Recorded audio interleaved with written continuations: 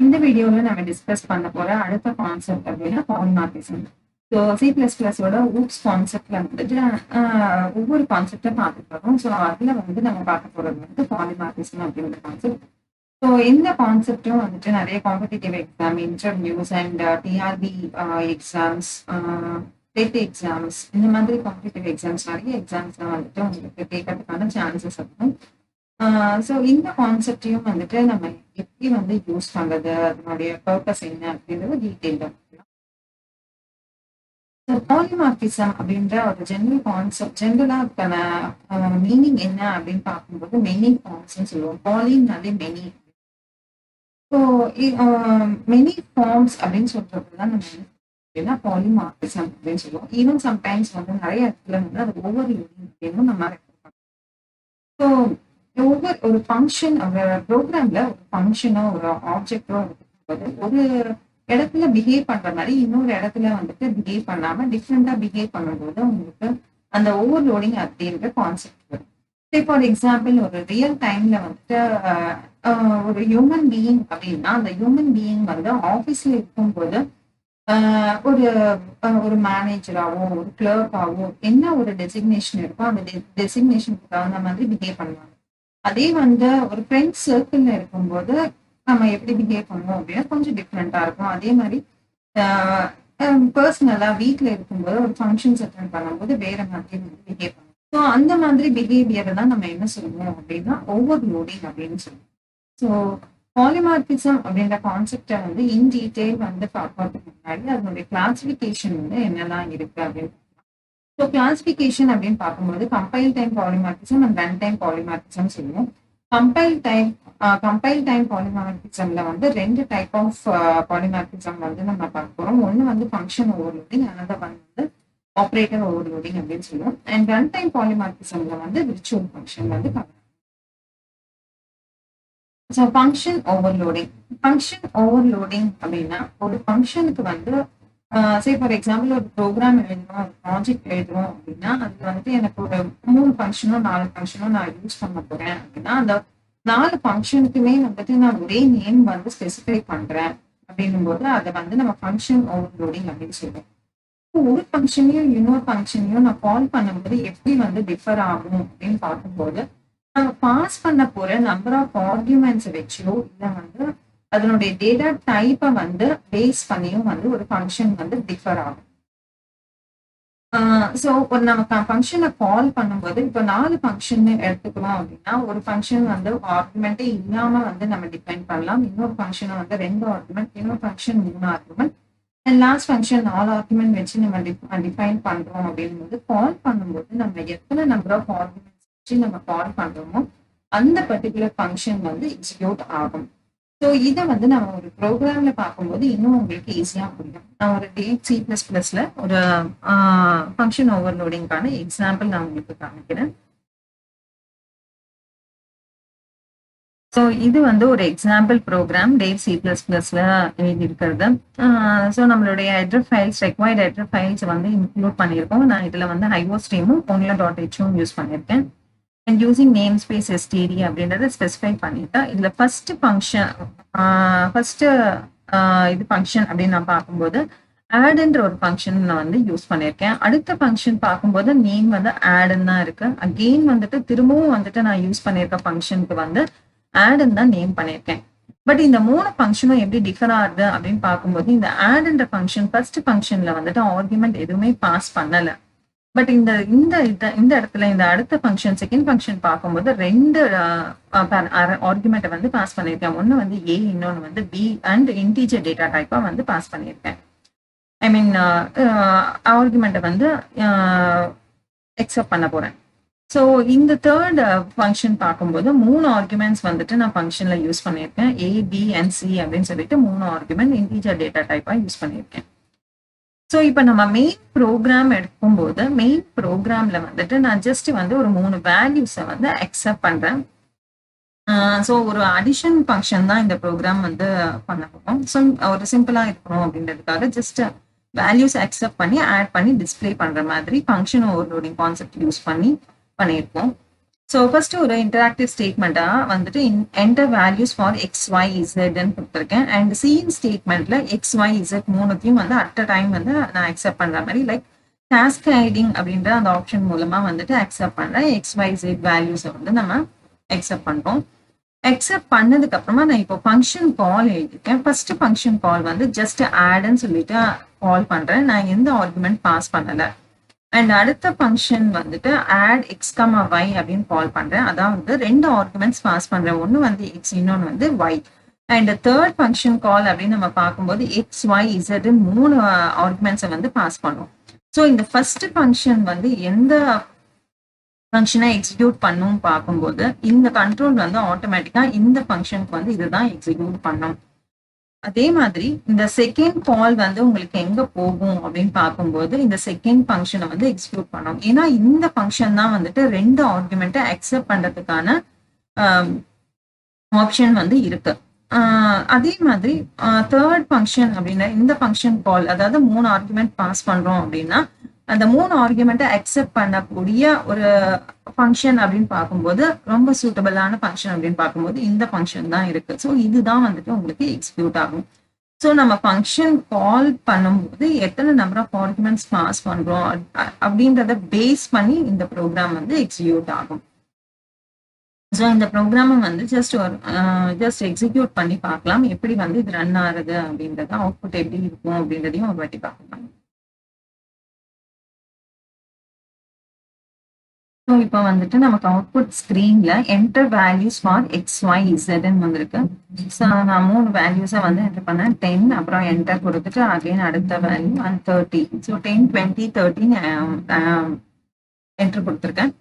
So இப்போ நமக்கு என்ன அவுட்புட் வந்திருக்கு அப்படின்னு பார்க்கும்போது this is function overloading without, அதாவது பேராமீட்டர் இல்லாம எக்ஸிக்யூட் ஆன இந்த ஃபங்க்ஷன், இந்த இதுதான் வந்துட்டு நமக்கு எக்ஸிக்யூட் ஆயிருக்கு. இந்த ஃபர்ஸ்ட் ஃபங்க்ஷன் தான் வந்துட்டு எக்ஸிக்யூட் ஆயிருக்கு. ஸோ இந்த ஃபங்க்ஷன்ல நம்ம என்ன டிஸ்பிளே பண்ண, என்ன யூஸ் பண்ணி, என்ன ஸ்டேட்மெண்ட் எழுதியிருக்கோம் அப்படின்னு பார்க்கும்போது C out this is a function overloading without parameter அப்படின்றது ஒரு ஸ்டேட்மெண்ட்டும், அடுத்த ஸ்டேட்மெண்ட் சம் ஆஃப் நம்பர்ஸ் அப்படின்னு சொல்லி ஜஸ்ட் நான் இதுலயே வந்துட்டு ஒரு ரெண்டு நம்பரை ஆட் பண்ணி டிஸ்பிளே பண்ற மாதிரி ஒரு ஸ்டேட்மெண்ட் கொடுத்துருக்கேன்.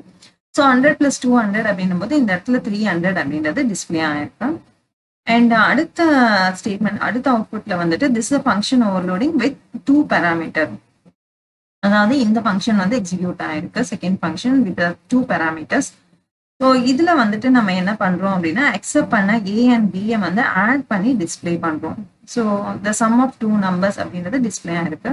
ஸோ ஏ அண்ட் பில உங்களுக்கு என்ன வேல்யூ இருக்கும் அப்படின்னா 10 and 20 இருக்கும். நம்ம வந்து இந்த இடத்துல என்ன இன்புட் கொடுத்துருக்கோம் அப்படின்னு பார்க்கும்போது 10 and 20 வந்து நம்ம இன்புட் கொடுத்துருக்கோம். அதனால 10 + 20 அப்படின்னும் போது 13 அவுட்புட் வந்துட்டு நமக்கு டிஸ்பிளே ஆயிருக்கு.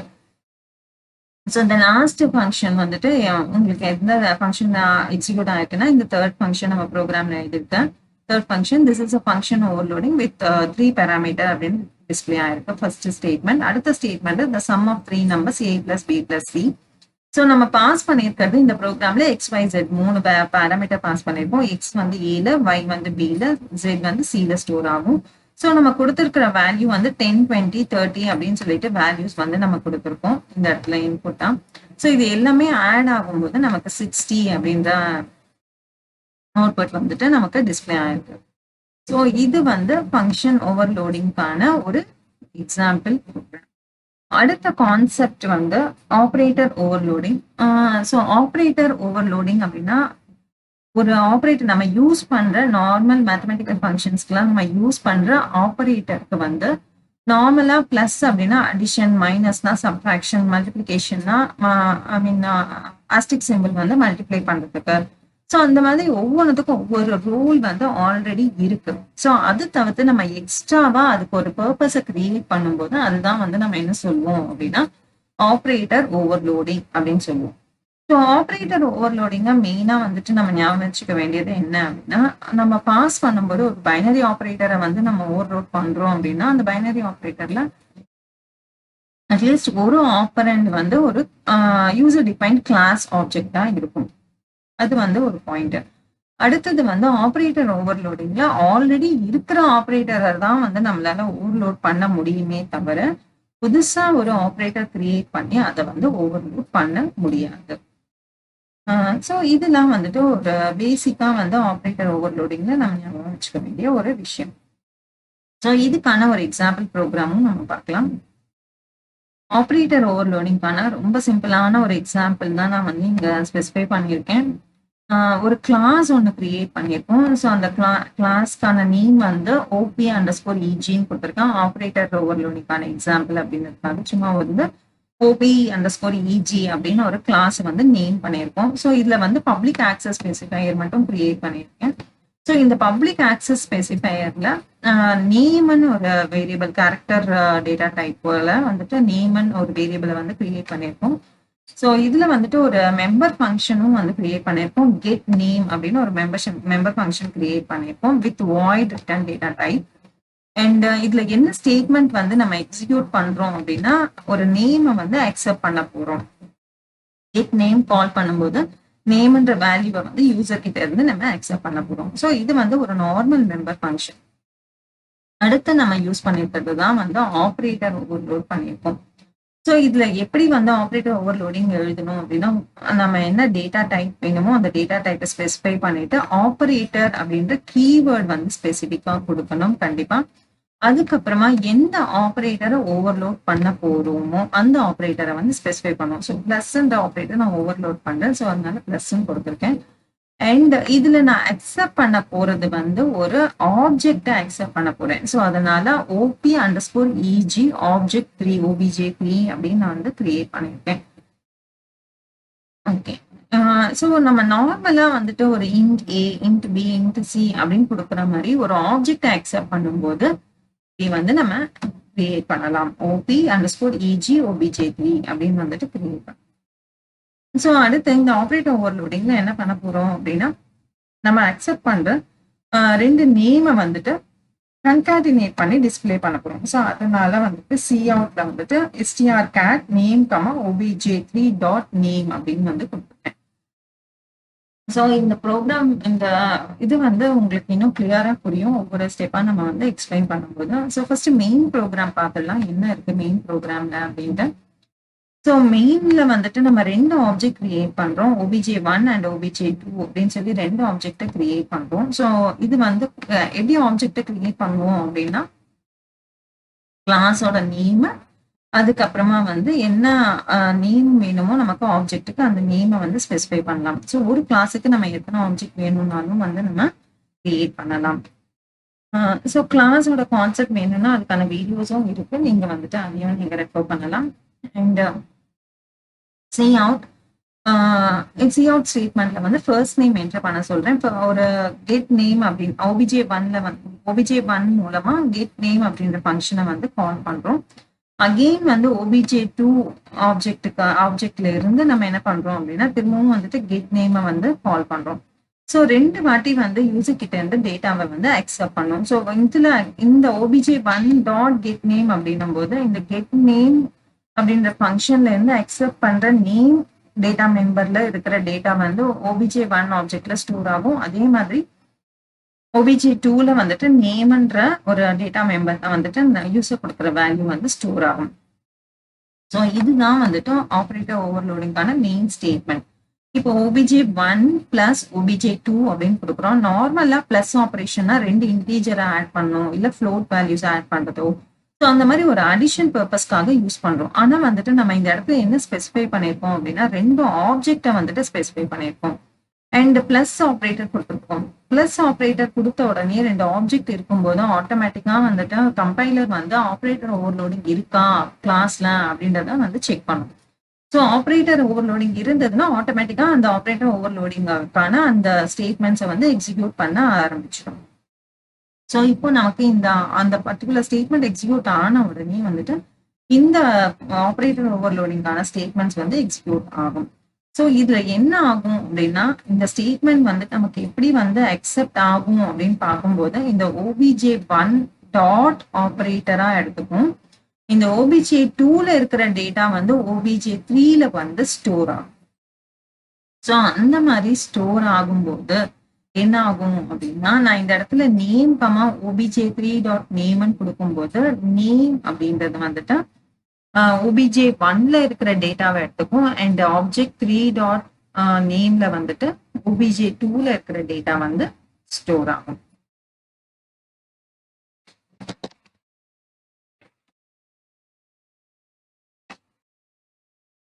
ஸோ ஃபர்ஸ்ட் வந்து இன்ட் மெயின் அப்படின்ற மெயின் ப்ரோக்ராம்ல மெயின் பார்ட்ல வந்து எப்படி ஸ்டேட்மெண்ட்ஸ்லாம் என்னெல்லாம் இருக்கு, அது எப்படி எக்ஸிக்யூட் ஆகும் அப்படின்றது பார்க்கலாம்.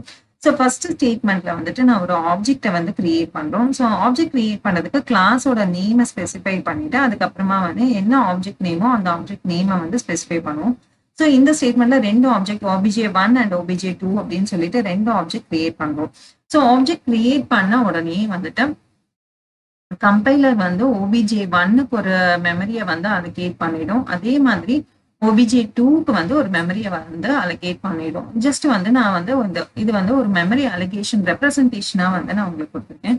ஸோ இது வந்து obj1ன்னு அசியூம் பண்ண போறோம், இது வந்து obj2 அப்படின்னு வந்து அசியூம் பண்ண போறோம். ஸோ ஒரு ஆப்ஜெக்டை கிரியேட் பண்ணும்போது கிளாஸ்ல என்னெல்லாம் டேட்டா மெம்பர் இருக்கோ அந்த டேட்டா மெம்பருக்கான ரெக்வயர்ட் மெமரி லொகேஷனையும் வந்துட்டு கிரியேட் பண்ணிடும். ஸோ நேம்ன்ற ஒரு கேரக்டர் டேட்டா டைப்ல வந்து நம்ம யூஸ் பண்ணியிருக்கோம் டேட்டா மெம்பரா. ஸோ அதுல வந்து 15 லொகேஷன்ஸ் வந்துட்டு நம்ம கொடுத்துருக்கோம். ஸோ 15 பைட்ஸ் ஆஃப் மெமரியை வந்துட்டு அலோகேட் பண்ணணும் obj1க்கு நேம் அப்படின்ற ஒரு டேட்டா மெம்பருக்கு. சேம் வே obj2லயும் வந்துட்டு நேம்ன்ற ஒரு டேட்டா மெம்பருக்கு 15 பைட்ஸ் ஆஃப் மெமரி லொகேஷனை வந்து அலோகேட் பண்ணிடும். ஸோ இந்த அலகேஷன் முடிஞ்சுன்னா அடுத்த ஸ்டேட்மெண்ட் வந்து என்டர் த ஃபர்ஸ்ட் நேம்னு கொடுத்துருக்கோம். அண்ட் தென் இது வந்து ஆஸ் இட் இஸ் டிஸ்பிளே ஆகும். அண்ட் obj1.get name அப்படின்ற ஸ்டேட்மெண்ட் எக்ஸிக்யூட் ஆன உடனே கிளாஸ்ல இருக்க இந்த கெட் நேம் அப்படின்ற மெம்பர் ஃபங்க்ஷன் வந்துட்டு நமக்கு எக்ஸிக்யூட் ஆகும். ஸோ இந்த மெம்பர் ஃபங்க்ஷன்ல என்ன வந்து ஸ்டேட்மெண்ட் எழுதிப்போம் அப்படின்னு பார்க்கும்போது cin நேம்னு கொடுத்துருப்போம். cin நேம்னா நேமை வந்து அக்செப்ட் பண்ண போறோம் யூசர் கிட்ட இருந்து. ஸோ யூசர் கிட்ட இருந்து நேம் அக்செப்ட் பண்ணும்போது ஜஸ்ட் நான் வந்து அசியூம் பண்ணியிருக்கேன் obj1.get nameல வந்துட்டு நம்ம கால் பண்ணியிருக்கோம். ஸோ யூசர் கிட்ட இருந்து அக்செப்ட் பண்ற டேட்டா வந்து இந்த நேம் அப்படின்ற வேரியபிள்ல வந்து ஸ்டோர் ஆகும். obj1ல இருக்கிற நேம்ல ஸ்டோர் ஆகும். ஸோ நான் ஃபார் எக்ஸாம்பிள் நான் கணினி அறம்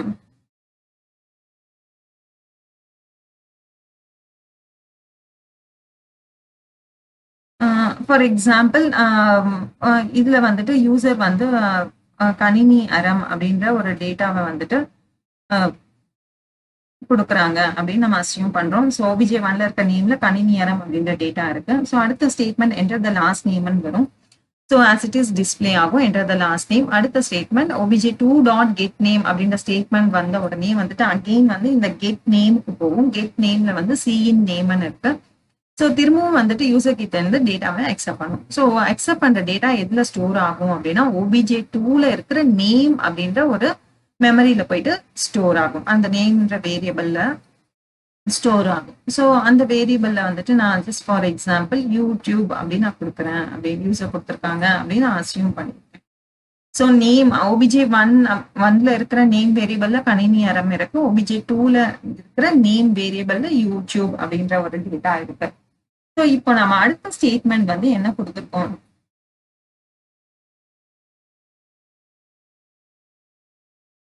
ஸோ அடுத்த ஸ்டேட்மெண்ட் நம்ம என்ன கொடுத்துருக்கோம் அப்படின்னு பார்க்கும்போது obj1 plus obj2. So plus அப்படின்ற ஆப்ரேட்டர் வந்து நார்மலா ரெண்டு இன்டீஜரோ ரெண்டு ஃப்ளோட்டோ இல்லை வந்துட்டு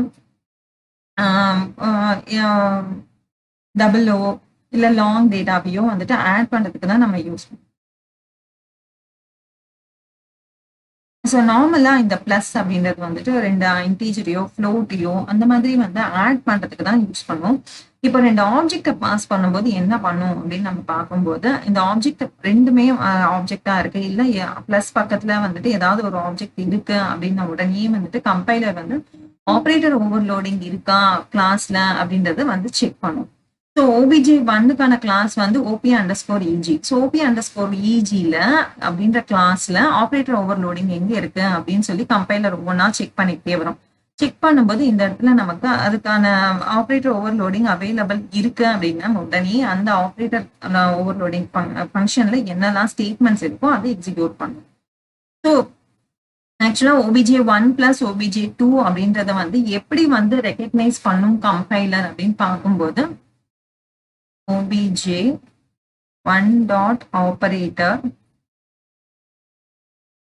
பிளஸ் நம்ம என்ன ஆப்ஜெக்ட் கொடுக்குறோமோ அந்த ஆப்ஜெக்டை வந்து எடுத்துக்கோம். So obj2.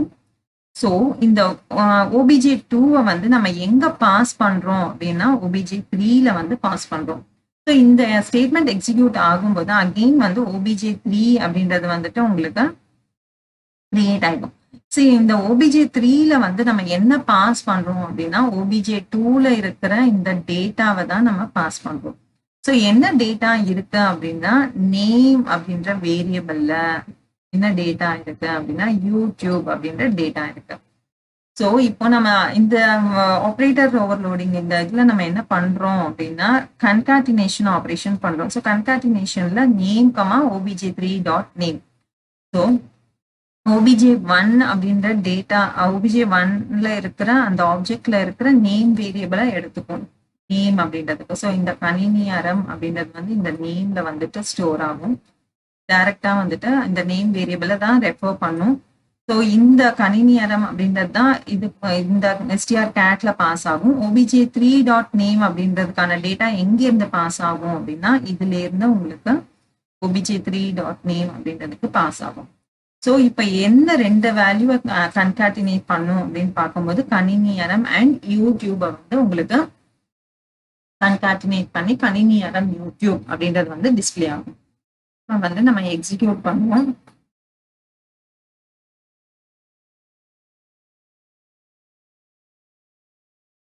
ஸோ இப்போ வந்து அவுட்புட்ல வந்து என்டர் ஃபர்ஸ்ட் நேம் அப்படின்னு கேட்குது. நான் இந்த இடத்துல வந்து கணினி அறம் அப்படின்னு நான் வந்து டேட்டாவை இன்புட் பண்றேன் அண்ட் என்டர் ப்ரெஸ் பண்ண உடனே என்டர் லாஸ்ட் நேம் கேட்கறது. ஸோ இதுல வந்து யூடியூப் அப்படின்னு நான் வந்து டேட்டாவை வந்து என்டர் பண்றேன். ஜஸ்ட் என்டர் கொடுத்த உடனே கணினி அறம் யூடியூப் அப்படின்னு வந்துடும். ஸோ இது வந்து ஆப்ரேட்டர் ஓவர்லோடிங்கான ஒரு சிம்பிள் எக்ஸாம்பிள் இது. So function overloading operator overloading discuss பண்ணியிருக்கோம். அண்ட் ரிச்சுவல் ஃபங்க்ஷன் வந்து ஆல்ரெடி வந்து நான் வீடியோ வந்து அப்லோட் பண்ணியிருக்கேன். அதுக்கான லிங்க்கை வந்து நான் டிஸ்கிரிப்ஷன்ல கொடுக்குறேன். நீங்க அதை கோத்ரூ பண்ணும்போது ரிச்சுவல் ஃபங்க்ஷனுக்கான இதுவும் கண்டென்ட்டும் வந்துட்டு உங்களுக்கு கவர் ஆயிடும். ஸோ பாலிமார்பிசம் அப்படின்றதுக்கான ஃபண்டமெண்டல் கான்செப்ட்ஸ் எல்லாமே வந்துட்டு இந்த வீடியோல கவர் ஆயிருக்கு. இந்த வீடியோ உங்களுக்கு யூஸ்ஃபுல்லா இருந்துச்சு அப்படின்னு தோணுச்சுன்னா லைக் பண்ணுங்க, ஷேர் பண்ணுங்க அண்ட் சப்ஸ்கிரைப் பண்ணாதவங்க சப்ஸ்கிரைப் பண்ணுங்க. தேங்க்யூ.